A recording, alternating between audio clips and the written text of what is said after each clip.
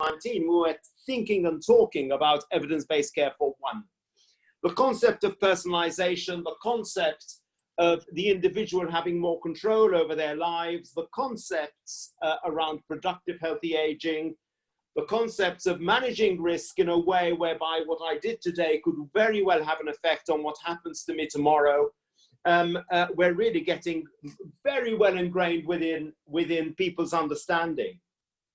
And we really ended up in a situation where by the time we entered the world of genomics, the world of epigenetics, the world of all the other omics, the importance of managing non-health determinants in terms of outcome, where we started to think in terms of perhaps the old models around evidence-based care whereby one size fits all didn't quite apply anymore.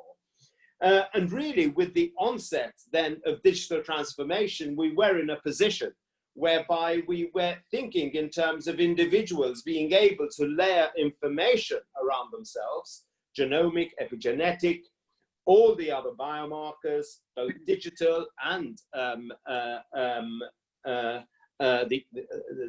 the actual biomarkers themselves, plus all the other processes that we use, to enable individuals to have the best chance to manage their risks better, especially when in addition to all of this, we add little nudges to get them to take the healthy approach rather than the non-healthy approach. This was, of course, then amplified by the fact that the relationship between consumers, because that's what patients have become, and the system have fundamentally changed. Now, all that was true until 2019. And in 2020, we had what we had. We had an upending of everything we understand. We had the pandemic. And the pandemic, in many respects, really has accelerated digital transformation to such a degree and at such a pace that some dear friends I have, for example, who I was speaking to, tell me things like, you know, I've been trying for 20 years to get the health and care system to actually manage digital transformation, and actually I've failed dramatically, except suddenly it's going so fast we haven't even thought of the governance. So things are happening very, very quickly. And I believe this is the real opportunity we have to ensure we put in decent systems to actually manage to assist people on their journey throughout their life course. So really, COVID has actually changed everything. Digital transformation is here with us, digital healthcare, with all the opportunities around AI, around 5G, around using every opportunity to engage is here. And it's now up to us to take full advantage of that and assist people to do what they wish to in their lives and to have what we want them all to have, which is productive, healthy lives until, sadly, at some point, they die, hopefully not of COVID or another condition. Over to you, Eric. Thank you very much, Charles. That's a great way to frame it. Now what I'd like to do is bring in Chronomics from a startup perspective. Danny, you do a great job of explaining your business better than I. Over to you. Hi guys, thanks for having me here. Thanks Eric for the introduction and Charles for the fantastic introduction to the topic. I think it sets the framework perfectly for the discussions to come. As Eric mentioned before, theoretically Tom Stubbs, our CEO, is going to be here today. Unfortunately, he hurt pretty badly his neck, so you'll have to do with me instead today. So I'm the Chief Scientific Officer and also one of the co-founders at Chronomics. And the vision really that I wanted to give you today, or the overview, is maybe taken from what Charles mentioned before about the pre-COVID and you know, what the hell is going on right now, and see where Chronomics and, you know, potentially startups fit in that landscape. So before all of this happened, I mean, we still continue doing it, but, you know, our main focus and Chronomics as a startup, really, you know, the vision that we have behind it is to build biomarkers that use large biological data to improve human health span. And the way that we started this journey, partially because of our background from our PhDs at the Uni of Cambridge, but also because of the type of data, we started this journey using epigenetic data and pioneering the use of this type of data to essentially build biomarkers for the main risk factors of complex diseases or non-communicable diseases. The reason why we wanted to do this is because obviously we are big believers in the preventative healthcare paradigm, but in order to really be able to, measure pre-disease states or, act before it is too late, we really need to be able to quantify these risk factors at the molecular level, at the personal level as well, very accurately. And that's really, what we were doing, coming from, a biology of aging background where, we were essentially developing and adapting this type of biomarkers using DNA methylation data more specifically to quantify aging in humans very, very accurately, and also expanding this to other sources of risk factors such as whether you have a disrupted metabolism or not, exposure to different toxins, et cetera, et cetera. The reason why we think this is a really good type of data to do this is because it changes as a function of our lifestyle and environment. So epigenetics is essentially at the crossroad between the interaction of our core genetics and also all the lifestyle environmental factors that we're exposed to through life.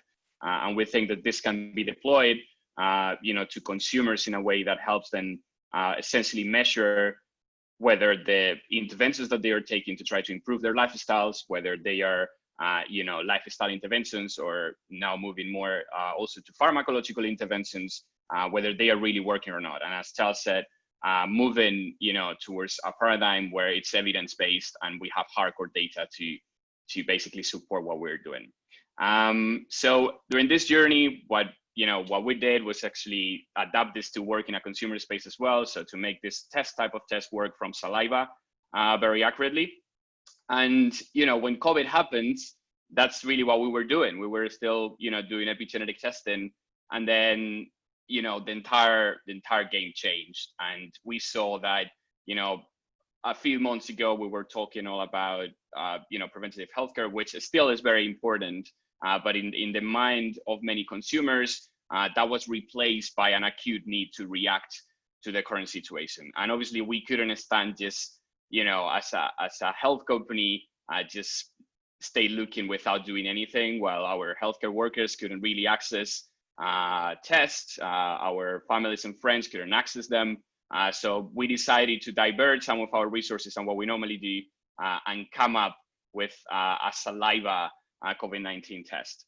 The reason why we did this is obviously to help in the current situation, but also because we had all the expertise working in this consumer space with all the logistics, all the everything that has to do with working with saliva as a non-invasive tissue to try to help scaling testing capabilities. And obviously we know that if we want to get through this, both to control the pandemic, but also in the, as some people are calling it, the new normal world that is opening up, we need to be able to test, isolate, and take care of the people that are sick. And really, what I think what we bring to the picture is the idea that this can be done in consumers, and this can be done at the scale, and because the test is non-invasive, is painless as compared with a swab, and also because it can be done in a decentralized way, so it can be delivered at people's home without the need of them having to go all the way to the hospital, putting themselves and also healthcare workers at risk. We think this is an interesting paradigm to work on. And of course, I think this gives hopefully an overview, but I would like to just close up this little introduction by saying that, and I'm sure we'll discuss a lot of this, that preventative healthcare, even though, in the mind of many people seems to have been wiped because of this acute need to react to the COVID-19 pandemic, actually is more important than ever. And I'm sure we'll discuss in detail how some of the main risk factors that affect chronic diseases, the process of immunosenescence, how the aging process makes our immune system shut down, how all these things are contributing to an increased risk of having bad outcomes, hospitalization, or even death from COVID-19, and how thinking about preventative healthcare is now more important than ever. Perfect. Thank you, Danny. Barnaby, from your perspective, tell us about Dockley, and you were, in particular, you were talking about once someone has a diagnosis, supporting them outside of the acute settings. Over Sure. to you. Let us know what. Excellent. Thank you, Eric. So just a little bit of background to Dockley. So we're a clinical service provider in the UK. The back company is in Sweden, but we provide services integrated into GP surgeries here in the UK to manage a percentage of on-the-day demand. What might be interesting to share is some of the experience that we had as COVID arrived back in February, March of this year. And just picking up on Charles's comment earlier about accelerating into the future, I went back to look at the NHS long-term plan that described the move to digital first consultations, where every patient should have that choice in 3 years' time, so by 2023, 2024. And we saw it in 3 weeks. So the acceleration was dramatic and has a real, you can measure it. It happened over the space of 3 weeks. Actually, every patient in the UK now is used to being triaged digitally and then through to a telephone or a video consultation. So that happens so fast. And it's on the back of that shift to a new normal. That has already happened. Patients are used to engaging with clinical services remotely. Clinicians are used to engaging with patients remotely. That gives us such huge opportunity because it's the big change. Incidentally, I don't think it's technology change that's happened. The technology that we're using in the main has been around for a good few years. This is hearts and minds, and that sort of momentum that is so hard to get over sometimes that we've managed to achieve with COVID-19. So our experience was that the number of cases that we saw within our digital service more than doubled over the space of a week. And a lot of those cases were from older people, particularly concerned, I've got a cough, is it COVID-19? And seeking reassurance, which is entirely natural, but also for people looking to stock up on medication, so getting their medication reviews in because they were concerned that there would be supply problems. Now we saw that curve dip away over subsequent weeks, but the numbers are going back up again. So I'm sure we're all very familiar in the press of hearing about this tsunami of unmet need being built up in the community of patients not coming forward, being concerned about interacting with health services because they don't want to place a burden, or they're concerned about actually catching COVID-19 because they're interacting with the National Health Service. What we've seen over the last 5 weeks is that case numbers in our service creeping up and up because those cases, that those people with conditions that were bubbling away in the background are now coming forward and becoming forward more seriously. So we're beginning to see that tsunami. So some of the things that we're looking at now is, well, what does this mean in terms of managing people with COVID-19? And I think there's really interesting implications of what this means for managing many other conditions as well. Because we're now managing patients remotely, patients are using telephones, they're using wearables to be able to interact. And actually, what can we do with these types of data? So historically, we've had snapshots of data of blood pressures, pulse rates, weight, and so forth that we've measured when people interact with health services. But actually, we moved from snapshots to continuous data collection. So, taking someone's pulse, for example, which is an interesting thing to see how the COVID-19 infection may be progressing. Actually, you're taking that every second in some cases if someone's wearing something like a Fitbit. Or pulse oximetry devices, which can be Bluetoothed to a local hub or to a smartphone. So you can collect information a lot more frequently. And symptom checkers, we can check in with people, not necessarily using a smartphone, but using something like Alexa to check in. How are you today? How is your breathing? And using some validated respiratory scoring tools to then bring together all that data.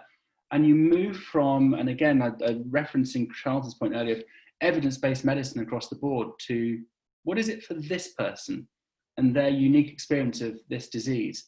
What is the combination of different factors that we can understand related to their blood pressure, their temperature, their respiratory rate, how they're feeling, that means that this person is or is not at risk of hospitalization because of COVID-19. And as this progresses, we'll build up a lot more data so that we can understand actually across a very wide cross-section of individuals with thousands of data points, what does it mean for this person when we take that data back to a personalized level? that becomes really interesting, because then as a health service provider, when you have that macro view, you can then have a dashboard approach to then say, this person looks to be okay. This person, because of the combination of digital biomarkers, the things that we're tracking, may be at risk of some degree of exacerbation, and we might want to intervene before they get to be ill enough to need hospitalization. And the other thought is around the sort of long tail of recovery, which we're beginning to see in a number of patients. And particularly for individuals who are living by themselves, maybe are socially isolated and shielded in our current terminology, actually being able to feel a bit more secure because there is technology keeping an eye on them, actually can be a really comforting thought. And we've done similar work at De Montfort University, where I do some academic work, where actually just being able to give a sense that, don't worry, stuff's happening around you and you're being looked after, a bit digitally, can be really quite reassuring to somebody who can continue to live an independent life because of that. And then my last thoughts just on where older people fit with this. I'm describing a number of sort of quite techie solutions. I have a real fundamental belief that older people are fine with technology. Where we have problems with older people using technology, it's nothing to do with the person, it's to do with the technology being badly designed. It's about the user experience and the patient-led design to make sure that all the things that you interact with are actually intuitive and straightforward to use. And that's something we've done an awful lot of at Dockley. My proudest statistic from going live with the service last year was the first patient to use our service was 70 years old. And I absolutely love that, because we're a written messaging service. It's really easy for an older person to engage with that. So I don't buy that older people cannot engage with tech. It's tech which has the problem, not the person. I'm going to shut up and hand back to Eric. Completely agree with that point. Thank you for highlighting that, Barnaby. Joann, over to you. Thanks, Eric, and thanks, Charles, Barnaby, and Danny as well, because I think you've outlined the opportunity fantastically well. I'm going to come at this from a slightly different perspective. So I guess my background has been in strategic alliances with pharma, public-private partnerships between health charities, and really getting public funding aligned with pharma funding to move forward new molecules and new diseases. However, my actual interest and where I'm pivoting towards at the moment, I've just written my thesis on wellness centres for elderly patients or 50+ patients, thinking about how they might engage digitally and also with the whole current infrastructure. But one of the challenges that I'm interested in, and this is, I guess, an open question that may be addressed in the Q&A, is I absolutely agree with you, Barnaby, when you said that it's the system and the user experience that needs to change to bring those older patients or through so that they can engage with the technology. One of the things that I'm quite interested in, and I think it's magnified by COVID when everything is, pivoted on within a couple of weeks, is that you've got people who are digitally naive, but they maybe not even have the infrastructure set up in their homes, and it's kind of magnified poverty and those communities who really will find it challenging. So I guess one of the questions I've got is who's going to, I guess, pay for those left behind populations? How do we manage that as well? Because those I found, through my research, and I'm sure Charles, you've got huge amounts of evidence of this. People with multi-morbidities, are managing day to day. They're managing their diseases, and they're not really thinking about the future of their disease and how they're going to manage it better. They're just, what pills do I take and when do I take it? So that's, I guess, an open question for everybody: is how do we move from it's the worried well who buy the wearables, who buy the epigenetic tests, and who can see the value of that infrastructure, to the people who really are thinking day to day, how do we bring forward those left behind populations? So I guess that's what I would be keen to hear, because I think that's going to have a larger impact. And how do we do that now in the current situation? It's a challenge, so I'd be interested to hear your opinions on that.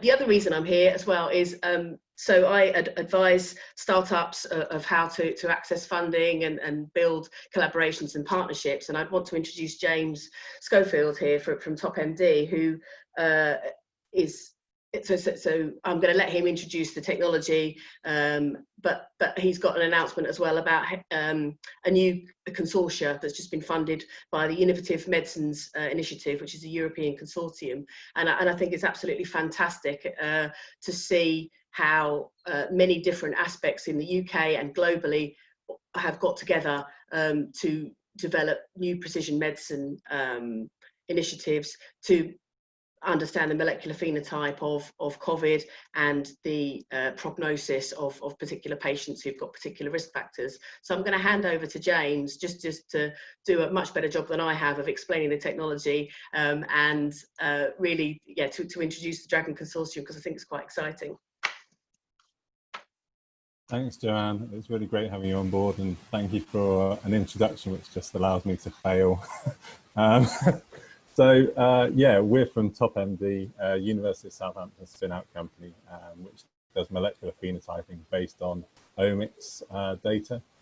And we're part of a new EU-funded IMI Horizon 2020 COVID-19 diagnostics program. So it's not just Europe, of course, everywhere around the world is throwing a huge amount of money at research which wouldn't have been fashionable too long ago, but now, because of the highlighted the problems which are highlighted by COVID-19, the fact that healthcare systems and pharma companies can't respond rapidly and adequately to the current situation, and the fact that healthcare systems are at capacity before a crisis like this, it draws attention to the fact that something needs to change, and actually the technologies exist to change that. It's just embracing them and supporting them. So our program has been funded implementing a lot of new technologies.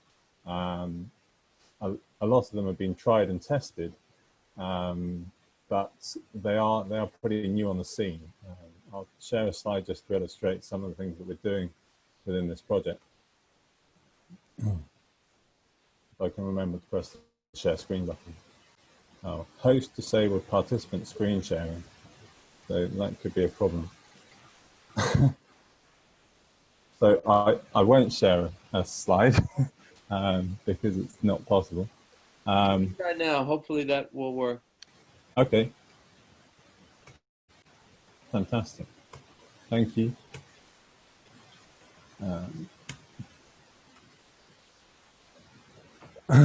So we had to come up with a name quickly because it was a rapid response call, and we call it Dragon.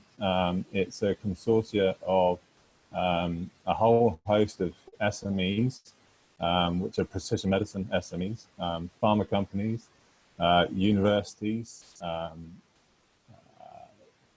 public bodies as well, ERS, which is the European Respiratory Society, and the European Lung Foundation. We have patient groups within the consortium as well, and Public Health England, and we're applying a whole host of precision medicine techniques based on, well, starting from evidence which we collect from Chinese partners, so Chinese partner universities and hospitals, mainly based in Wuhan.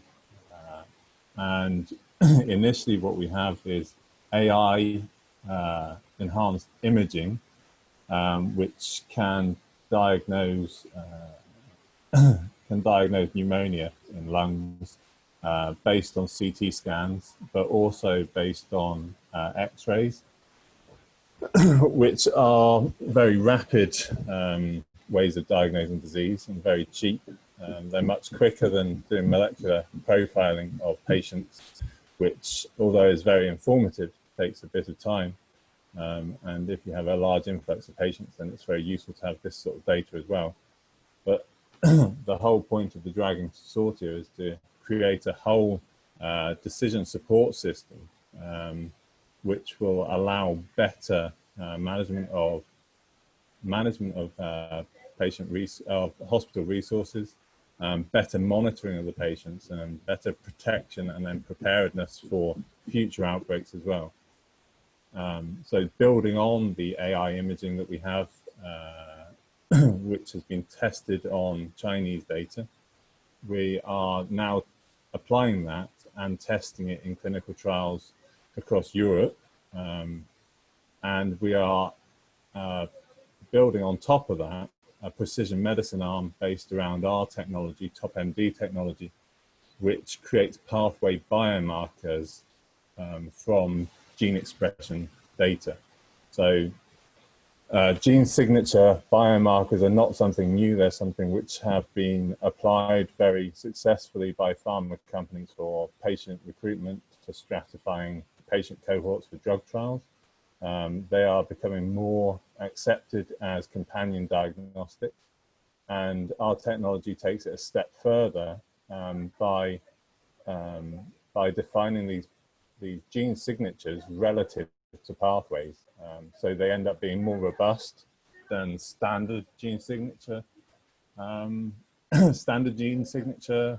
biomarkers, but also more meaningful because they reflect the biological mechanisms underpinning the disease. So we can interpret what's happening in the disease as well, the mechanisms underlying the disease, as well as having a robust biomarker for prognosis or predicted response to treatment, which are both critical for efficient management of healthcare resources and best treatment and best outcome for the patients. So this precision medicine approach based around TopMD with pathway biomarkers will go throughout the 3-year project, build upon and integrate with the AI enhanced imaging arm of the Dragon project, and then also integrate with a federated machine learning tool, which will take all clinical data and all molecular data, all other biomarker data from hospitals, and essentially send a machine learning algorithm to these hospitals to analyze the data, identify predictive and prognostic markers, and then send that back to a central computer to create a model and test a model, which will improve the ability to decide the treatment for patients. So, I mean, that's probably a reasonable summary of something which is just happening now. It's a 14 million euro project in total. The EU funded, I think, 72 million euros in total in this round, and they are offering more budget for more cutting edge projects going forward. So it's very promising. Okay, thank you, Jim. Thank you for that. I want to bring Charles back into this. Charles, it'd be wonderful now to circle back to you and get your reaction, not just to Jim's announcement, but what you heard from the other speakers as well. Thank you, Eric. I mean, fascinating. I think we're all really saying the same things from fundamentally different perspectives, and certainly the direction is clear. There's only one thing I really wish to highlight, because I think it's important we understand it. The importance of non-communicable diseases, because we are already seeing evidence of non-communicable disease really going out of control, in short. I was only looking at the dementia figures yesterday for QOF in England. And the figures show that prevalence is down, which is not that much of a surprise, given that, of course, a lot of the processes we use to identify people, like clinics, have been cancelled. And we're also noticing that excess deaths, or rather deaths have gone up really quite dramatically in April. Now, if we marry this little snapshot with the excess death story, and I don't need to talk about excess deaths because the papers are full of them, we clearly understand that we really have some work to do urgently, because clearly we have non-communicable disease not being managed, risk not being assessed and treated, And that's before we go to the situation of people with life-threatening conditions like cancer who are not completing their treatment, before we go to a situation where perhaps we have de-emphasized the importance of something as basic as vaccinations for children, before we start thinking in terms of the importance of the flu vaccinations, especially if it coincides with the second wave, which is an inevitability to a large degree. Perhaps I'm wrong, I hope I'm wrong, but it's certainly more likely than not we're going to have a second wave, and it's more likely than not it's going to coincide with the flu season.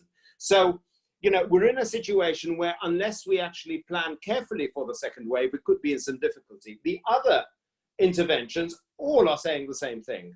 The importance of monitoring if people are at home, absolutely. The importance of actually learning around how we can actually gain the insights we need to manage the second wave better, which is really what we heard from the University of Southampton and Dragon, really, because that's really what it's trying to do. The importance of trying to expand those biomarkers to enable us to be able to assess progress towards management of non-communicable disease. This is all in the same place. The importance of multimorbidity. You know, it's all in the same place. So really the challenge is for us to actually do this. Because I somehow think that if we just allow things to happen, I worry about what the effects are going to be. I am deeply embarrassed by those excess deaths, like we all should be, not only in England, anywhere, because in essence, health services really concentrated on one thing and to a degree stopped doing another thing. And they're not quite as fleet of foot as COVID seems to be, because now it's on the wane globally. Well, except for South America and other parts of the world, but in essence, it's sort of on the way for the moment.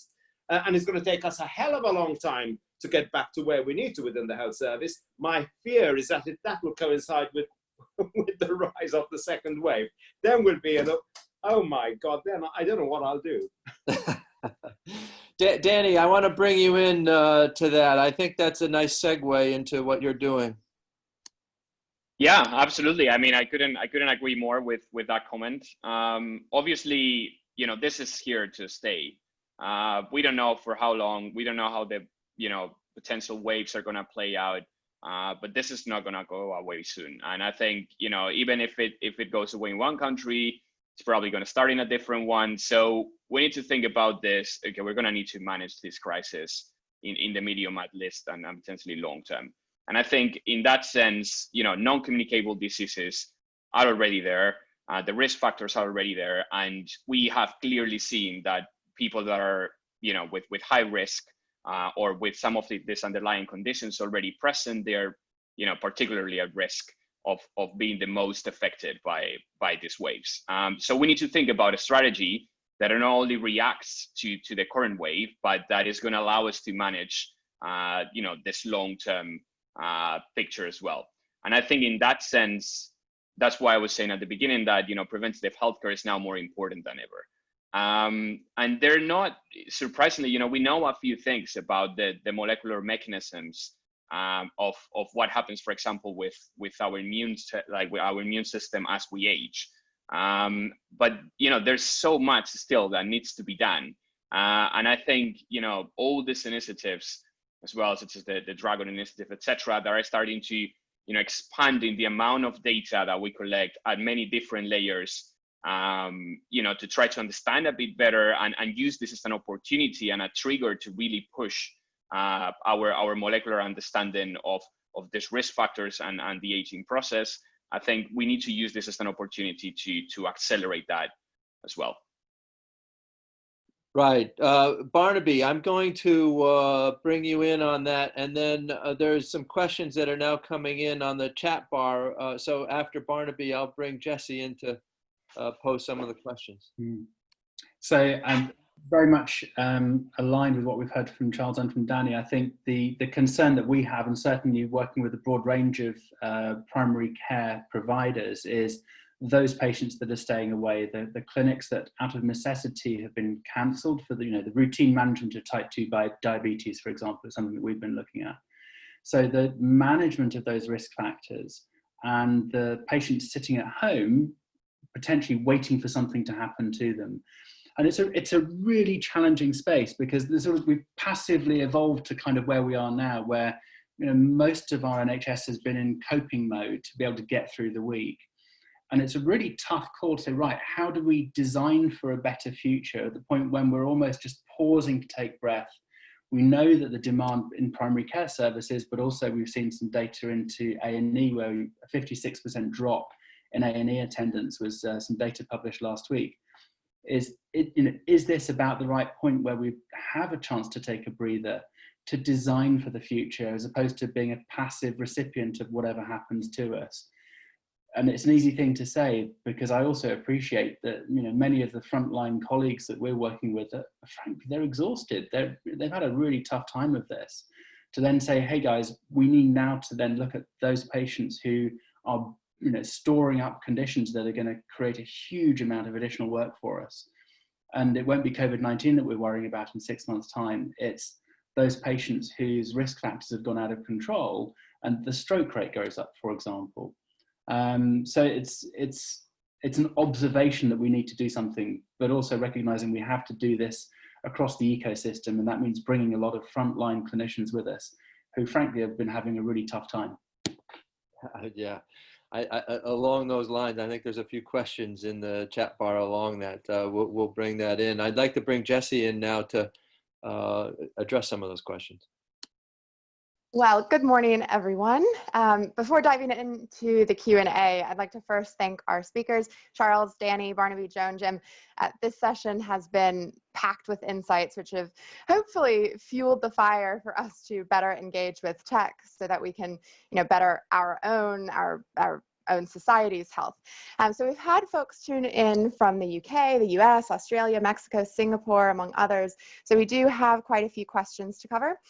What I'll do for the sake of time is just ask a few and share the rest with our speakers following the event to allow them the opportunity to respond. And as always, I think Eric mentioned this at the beginning, what I'll do is I'll send a wrap-up email by the end of the week, which will include the link to this recording, the chat, and any additional resources. So for those of you who are sitting at home tuning in, if you do have any offerings to share with fellow attendees, please do drop them in the chat and we'll make them available.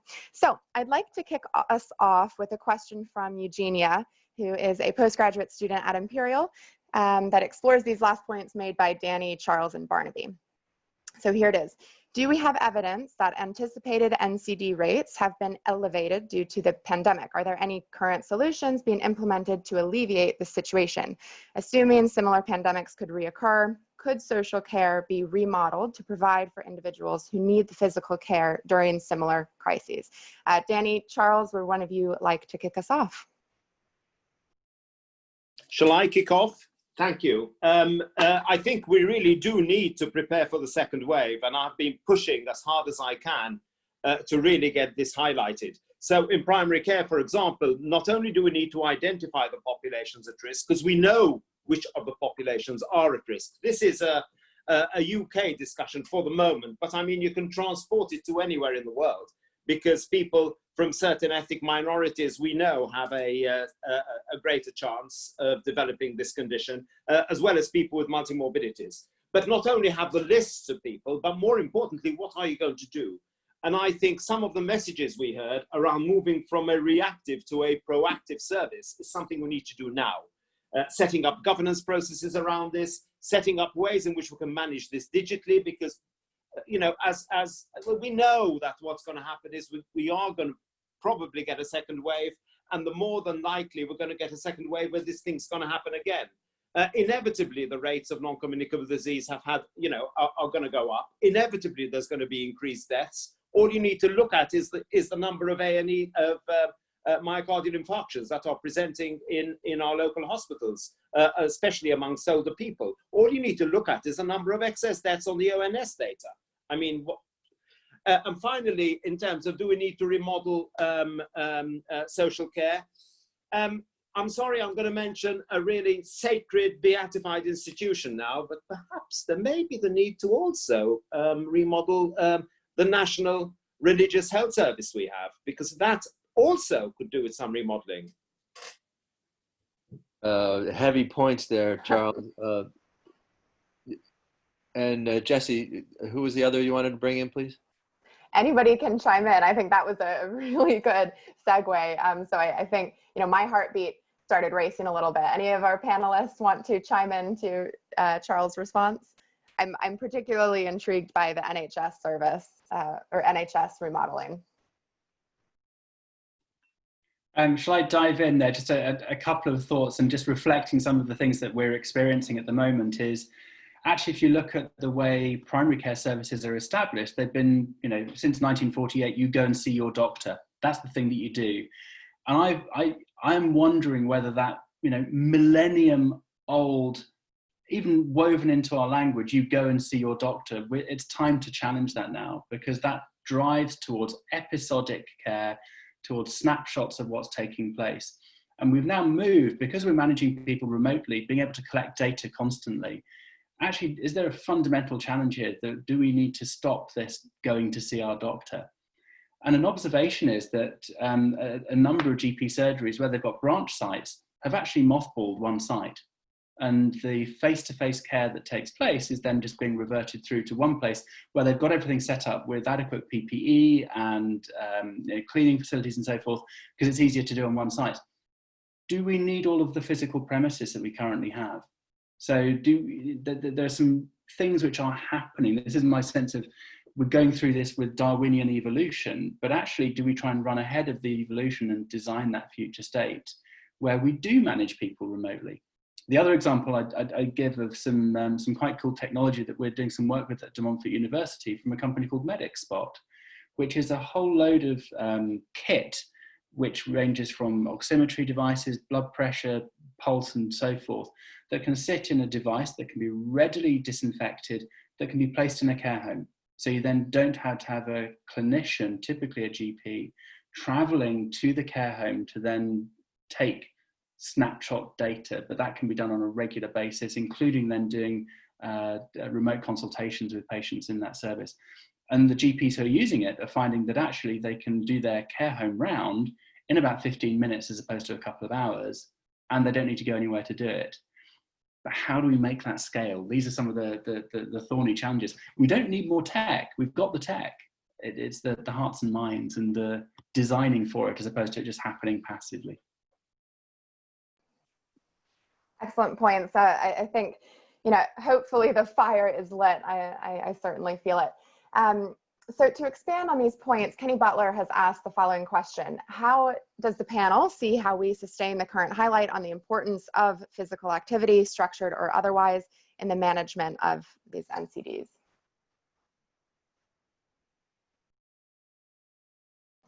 Anybody can chime in. Yeah, maybe I can jump in, maybe following up as well from the previous question and then taking the new one. So I think there are different points that are being raised here that are very important. One of them is obviously that we need to transform, you know, the way that we currently do medicine. Both, you know, we need to make it more proactive, and this includes, you know, obviously physical exercise. I mean, I'm sure I don't need to go into the thousands and thousands of studies that have shown how, you know, more physical exercise is massively associated with increases in human health span, prevention of all sorts of diseases.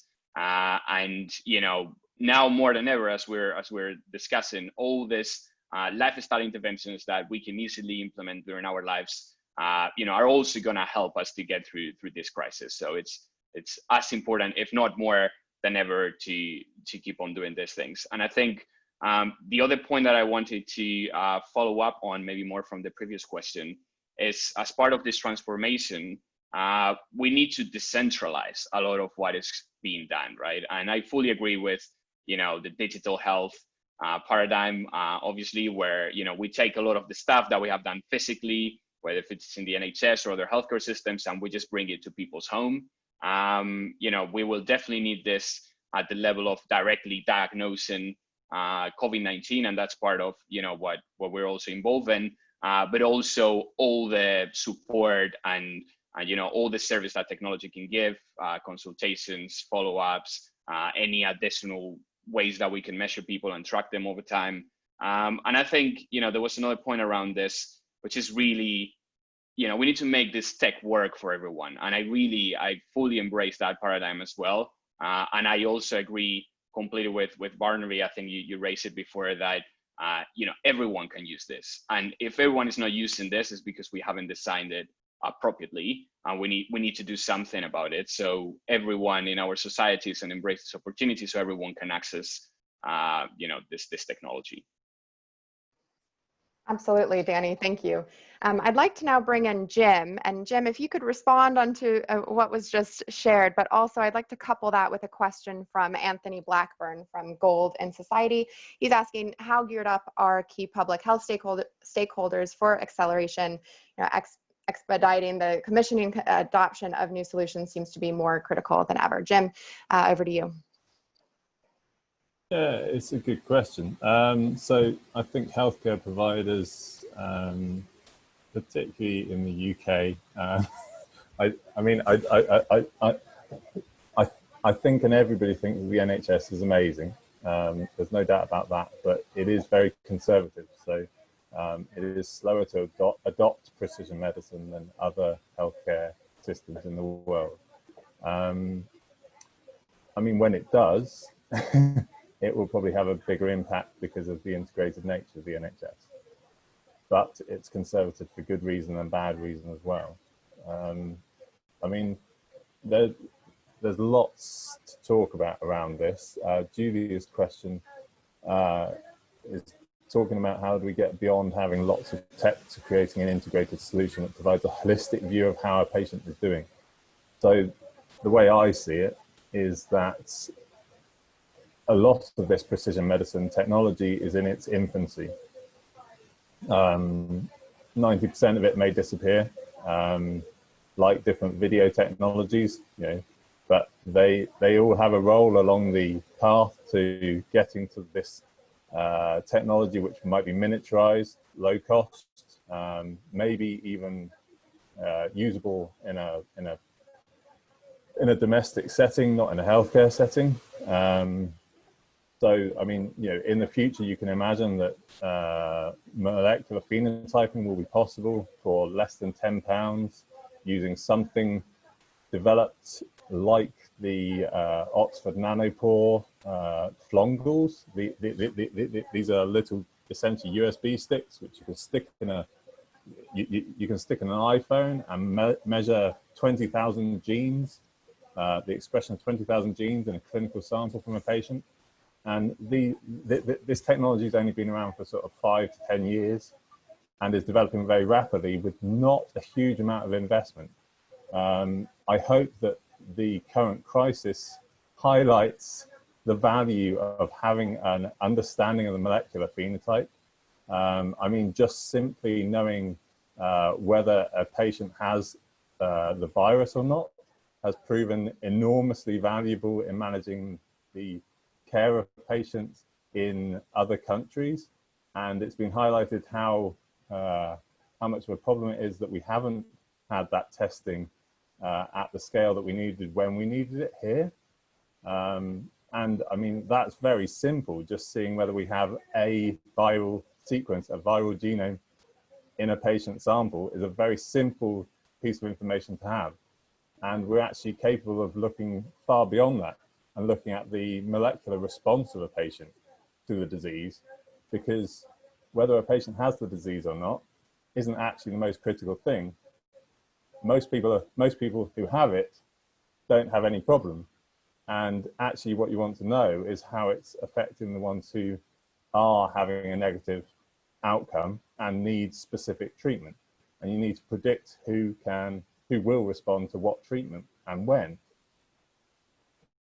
So I hope that lessons will be learned that even simple molecular data is extremely valuable, and actually it's worth investing in very high tech, very complicated and often messy technology to use at the moment, but with the foresight that actually in the future, in 10 years time or in 20 years time, we will be able to look at a patient maybe remotely at low cost, en masse, use something like a federated machine learning system where patient data doesn't have to leave their own devices. But the learning can be done in a central place and everyone can benefit. And again, talking back to what Barnaby said, where it's not really sensible to have people going to doctor surgeries all the time. Partly because most people don't go to doctors because you can't get an appointment when it's convenient for you anyway. So most people's healthcare isn't managed because they don't have time to manage it. Whereas if you had small personal devices which weren't expensive, then that may be very useful. I mean, that's kind of a big, messy answer to, apology, quite a big, messy question. Yeah, but then we're in quite a big, messy situation. So, I mean, that's kind of the point of these discussions, I guess. Ask a big question, get a big answer. Yeah. Jim, thank you very much for that. And I'm conscious of our time. We've got just a few more minutes. I want to make sure that we finish up on time so that people can get to the next Zoom meeting, I'm sure. I'm going to ask just for a few closing comments from each of the panel. We'll start where we started in the beginning. If I could just go to you, Charles, and a few closing comments. Thank you. I mean, this is a fascinating discussion, and I hope it continues, because it's really important that we garner the different bits together to deliver what we need to do, which is really moving from reactive to proactive care, and really starting to exploit the potential of data to deliver more precise care to individuals, because this is really what we're talking about.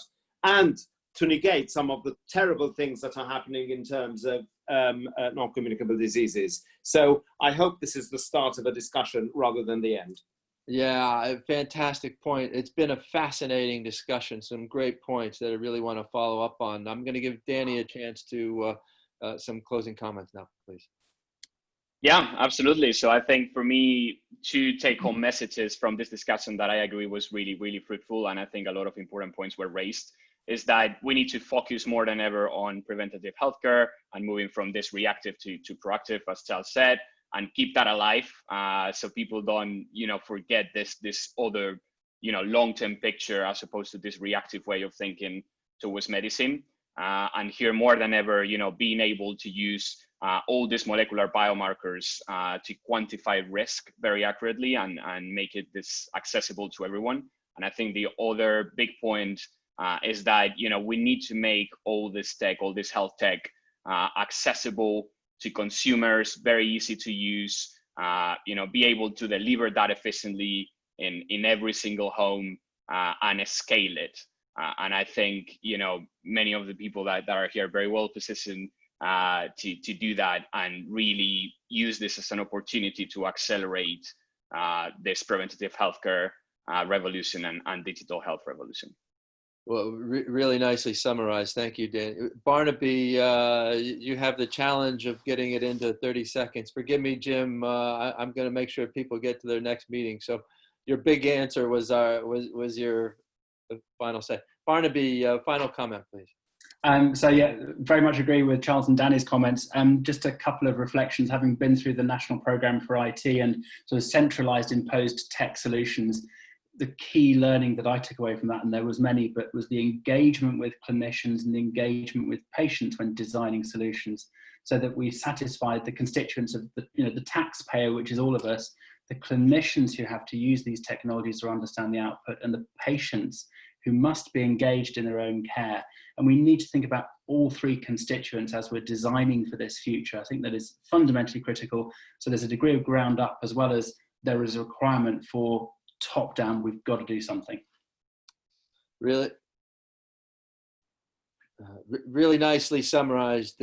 Thank you very much for that. So I'm going to let everyone go to your next meeting. Thank you very much. As Charles said, this is the end of the beginning, not the beginning of the end. So look forward to speaking again soon. Thanks for all your contributions. Really interesting conversation. Thanks. Thank you all. Take care. Take care.